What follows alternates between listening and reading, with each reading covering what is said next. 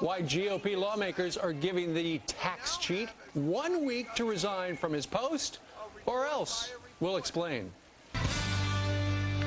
Under scrutiny for a long time for failing to pay taxes and for not declaring at least $500,000 in assets, Democratic Congressman Charlie Rangel has been given a week to resign as chairman of the Ways and Means Committee.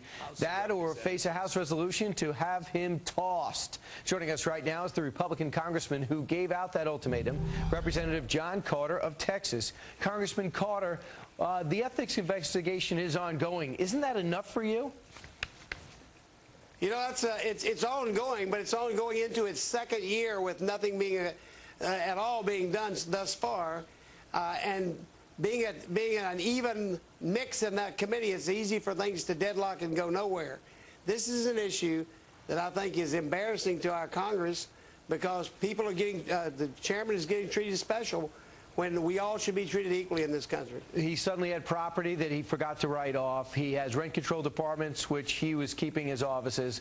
He has other situations where his taxes had to be reworked. All this comes together. Who's looking at the problems and who's evaluating whether he should be suspended or not, or asked to step down or step aside? Well, I can't speak to what's going on with the majority party, with the Democrats on the other side of the aisle.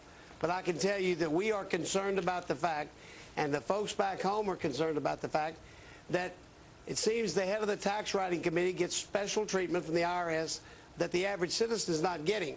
And that's something that we should not have in this country. So the rule of law should prevail. So tell me about the teeth behind your legislation. You gave him a week to resign. You know he's not going to do it. Then what?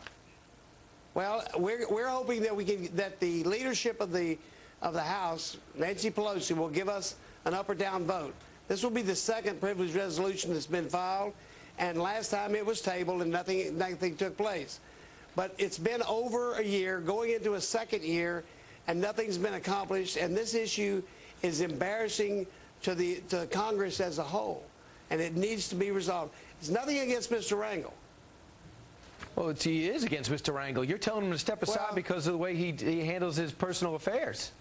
It's not a personal attack on Mr. Rangel. We're talking about something.